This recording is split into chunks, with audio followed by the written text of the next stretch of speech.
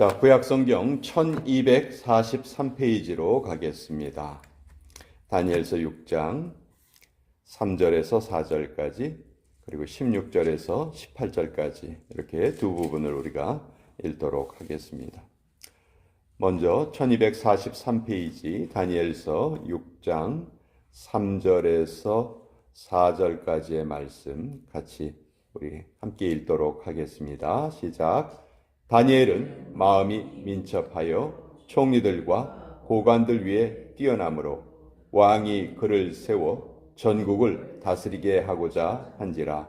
이에 총리들과 고관들이 국사에 대하여 다니엘을 고발할 근거를 찾고자 하였으나 아무 근거, 아무 허물도 찾지 못하였으니 이는 그가 충성되어 아무 그릇됨도 없고 아무 허물도 없음이었더라. 16절에서 18절까지 우리 같이 읽습니다. 시작. 이에 왕이 명령하매 다니엘을 끌어다가 사자굴에 던져 넣는지라. 왕이 다니엘에게 이르되 내가 항상 섬기는 너의 하나님이 너를 구원하시리라 하니라. 이에 돌을 굴려다가 굴 어기를 막으매 왕이 그의 도장과 귀족들의 도장으로 봉하였으니 이는 다니엘에 대한 조치를 고치지 못하게 하려 함이었더라. 왕이 궁에 돌아가서는 밤이 새도록 금식하고 그 앞에 오락을 그치고 잠자기를 마다하니라. 하나님의 말씀입니다. 아멘. 자, 부모들이 자녀들의 이름을 지을 때 가장 많이 따는 이름이 다니엘이라는 이름이죠. 요셉, 다니엘. 특별히 요셉과 다니엘이 그 성경에서 그 총리로 포로로 끌려갔지만 총리가 된 사람이 다니엘이고 노예로 끌려갔지만 총리가 된 사람이 요셉이죠. 그러니까 이제 아무리 힘들고 어려운 상황에서도 이렇게 잘 되기를 바란다 하는 그런 마음으로 그 이름을 자녀들의 이름으로 이렇게 많이 지어줍니다. 근데 요셉은 고자질장이라는 그런 형들에게 그런 미움을 받았었죠. 그렇지만 다니엘은 성경 어디를 찾아봐도 다니엘은 흠이 기록되어 있지 않습니다. 물론 다니엘도 사람인지라 왜 허물이 없었겠어요. 다니엘도 분명히 허물이 있었겠죠. 그렇지만 성경은 그것을 기록하고 있지 않아요. 그만큼 다니엘에게는 허물보다는 탁월함이 많이 나타나 있고 또 그 탁월함을 우리가 좀 특별히 인격의 탁월함을 좀 배워야 되겠다. 자, 생각해 봅시다. 다니엘은 바벨론이 유다를 3번 침공을 했죠. 그 중에서 제일 먼저 1차 포로 때 바벨론으로 끌려갑니다. 제일 먼저 포로로 끌려간 사람들은 왕족들이었거든요. 왕족들하고 귀족들 중에서 아주 똘똘한 사람들. 그때 바벨론의 느부갓네살 왕이 무엇에 대한 욕심이 있었냐면 인재에 대한 욕심이 있었어요. 그래서 자기가 정복한 나라에서 똑똑한 똘똘한 인재들을 다 모아가지고 바벨론식의 교육을 시킵니다. 그리고 그들의 교육을 마치면 그들을 바벨론의 신하로 관리로 등용을 해서 나라를 다스리고자 했던 거죠. 그러니까 어떻게 보면 느부갓네살이 아주 머리를 잘 쓴 거예요. 그렇죠? 그 많은 나라의 그 인재들을 모은 거죠. 자, 다니엘과 세 친구가 첫 번째 포로로 끌려갔을 때 바로 이 다니엘의 민첩함과 영리함을 알아본 느부갓네살 왕이 이제 그를 자기의 신하로 삼고자 교육을 시킵니다. 근데 그때 바벨론이 정복한 나라들이 한두 나라가 아니었거든요. 수십 개의 나라를 정복을 해서 수많은 인재들을 다 끌어왔는데 그 중에서도 다니엘과 세 친구들은 정말 그 중에서도 원탑이었어요. 가장 지혜롭고 특별히 다니엘에게는 하나님이 꿈을 해석할 수 있는 그런 또 은사까지 허락해 주셨잖아요. 그래서 느부갓네살 왕이 꾼 꿈도 해석해 주고 그러면서 다니엘이 너무너무 왕의 신임을 받게 됩니다. 자, 이렇게 다니엘이 왕의 신임을 받게 돼서 포로로 끌려온 다니엘이 그 황제 밑에 있는 세 명의 총리 중에 한 사람이 됩니다. 자, 다니엘 입장에서는 뭐 대단한 그런 출세죠. 그런데 생각해 봅시다. 바벨론에 원래 살고 있었던 귀족들이나 바벨론에서 그 총리 자리에 오르기를 원했던 사람들의 입장에서 이 다니엘은 어떤 존재일까요? 이 완전히 왼수죠. 그렇죠? 포로로 끌려와 가지고 자기가 올라가야 될 자리를 저 녀석이 떡하니 차지하고 있는데, 야, 이거 정말 우리 안 되겠다. 저 다니엘을 끌어내려 버리자. 그래서 이제 그들이 모함을 하게 됩니다. 자, 그래서 4절에 보세요. 이에 총리들과 고관들이 국사에 대하여 다니엘을 고발한 근거를 찾고자 하였으나 아무 근거, 아무 허물도 찾지 못하였다. 이 부분이 참 우리가 다니엘에게서 배워야 될 부분이다. 사실 이거는 다니엘이 뭐 일을 잘했다라기보다는 다니엘의 인격이 그만큼 철저했다는 것이죠. 사실 인생은 실력으로 무너지지 않아요. 인격으로 무너집니다. 인생이 무너지는 이유는 잘 생각해 보세요. 실력 좋은 사람들이 무너진 경우 많거든요. 왜? 인격이 제대로 되어 있지 않기 때문이죠. 그러나 인격이 제대로 갖춰진 사람은 실력과 상관이 없이 항상 사람들에게 존귀함을 받게 되는 거죠. 다니엘이 물론 아마 다니엘이 이런 걸 예상을 했을 것 같아요.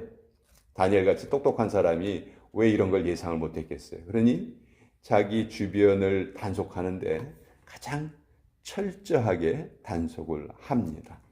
자, 이래서 다니엘이 위기를 넘기는가 싶었는데 대적들은 여기에서 멈추지 않죠. 어떻게 하든지 다니엘을 끌어내야 되겠다. 자, 아무리 다니엘을 살펴봐도 잘못한 것을 찾을 수가 없다. 그러니 이 사람들이 법을 만들어 버립니다. 다니엘을 얽어맬 법을 만들어요. 그 법이 뭐냐 하면 앞으로 30일 동안은 그 누구에게도 절하거나 기도하는 거나 그것을 금하고 오직 느부갓네살 황제에게만 그래야 된다. 만일 이 30일 동안에 이 명령을 어기지 않고 이 명령을 어기고 자기가 섬기는 신에게 기도를 한다든지 절을 한다든지 하면 그런 사람은 누구든지 사자굴에 집어넣겠다. 이런 법을 만들어 버립니다. 자, 느부갓네살 왕 입장에서는 뭐 자기를 높인다는 그런 법령이기 때문에 기분이 좋았겠죠. 그렇지만 이 법령을 만든 사람들의 의도는 뭘까요? 누굴 잡기 위해서요? 다니엘을 잡기 위해서. 왜냐하면 다니엘에게 버릇이 습관이 있었어요. 하루에 3번씩 꼭 예루살렘 쪽을 향해서 기도하는 습관이 있었습니다. 그러니까 다니엘이 그러니까 이런 철저함과 이런 민첩함을 가지게 된 이유는 다니엘이 기도하는 인물이었기 때문에 하나님께서 그것을 허락하신 것이다. 우리가 또 그렇게 알 수가 있죠. 자, 우리 같으면 어떻게 할까요? 앞으로 이게 영원히 계속되는 법이 아니고요. 30일짜리 법이에요. 30일짜리. 그러면 보통은 어떻게 생각할까요? 야, 30일만 눈 딱 감고 그냥 기도하지 말고 30일만 지내보자. 그리고 그 지나간 다음에 다시 하면 되잖아. 우리 얼마든지 그렇게 생각할 수 있어요. 근데 다니엘은 여기에서 이 법에 상관이 없이 자기가 기도하던 그 버릇을 그대로 계속합니다. 다니엘은 이 법이 자기를 잡기 위한 법이라는 걸 너무 잘 알고 있어요. 그렇죠? 네. 근데 그럼에도 불구하고 여기에서 기도를 쉬지를 않아요. 마치 저는 여기에서 어떤 장면이 생각이 나냐면 에스더가 그 황제 앞에 나아갈 때 무엇이라고 말하면서 나갑니까? 죽으면 죽으리이다. 내가 여기에서 죽고 사는 것은 나에게 달려있는 것이 아니라 하나님이 내 인생의 주인이시니까 하나님이 결정하실 것이다. 그러나 나는 스스로 내가 여기서 목숨을 건지기 위해서 하나님의 뜻이 아닌 것을 내가 하지는 않겠다.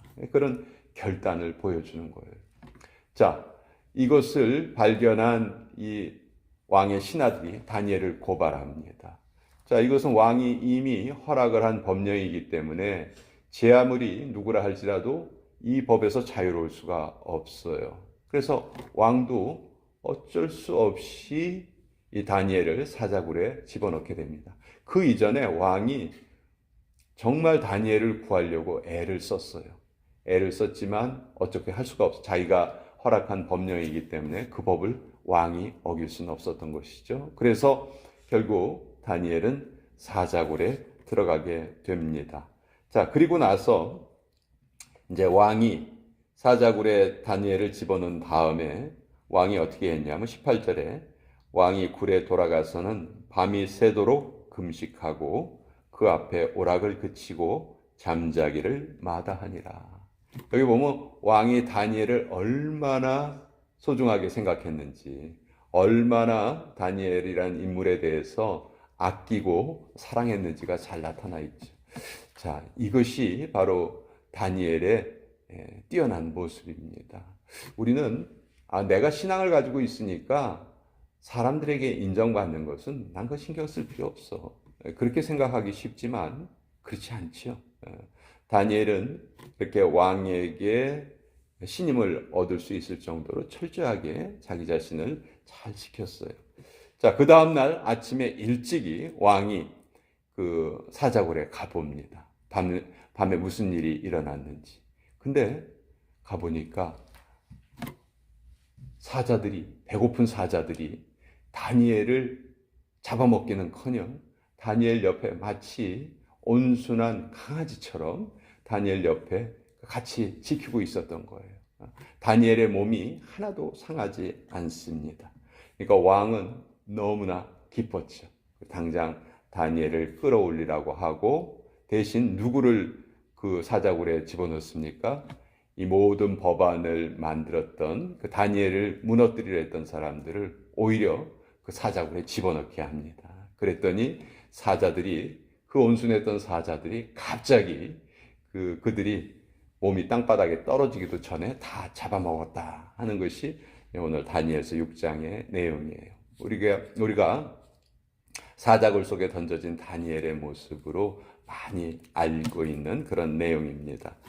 자, 이 다니엘의 이런 탁월함이 어디에서 나왔을까? 결국 다니엘의 탁월함은 다니엘의 영성이 이 탁월함의 원동력이었어요. 우리의 영성과 우리의 일상이 분리되어서는 안 됩니다. 다니엘은 기도의 사람이었고 또 그 삶의 중심에 기도가 있었죠. 또 우리도 마찬가지예요. 우리의 영성을 교회 안에만 끌어안고 있으면 안 되겠죠. 우리가 사는 일상생활의 모든 영역에 우리가 하나님의 백성이라는 것을 나타내야 합니다. 또 다니엘이 자기의 목숨을 잃을 수 있는 상황에서도 기도를 포기하지 않았던 가장 큰 이유는 제국의 힘보다 하나님의 힘이 더 크시다 하는 것을 너무도 잘 알고 있었기 때문이에요. 그리고 그 순간에 만약 내가 죽는다 할지라도 나는 아무런 아쉬움이 없다. 난 이제껏 하나님을 의지하고 살았고 하나님이 나를 보호해 주셨기 때문에 여기에서 목숨을 잃는다 할지라도 나에게는 아무 아쉬움이 없고 나는 하나님의 존전으로 올리움을 받을 것이다 하는 그런 확신이 있었기 때문이죠. 자, 우리 정말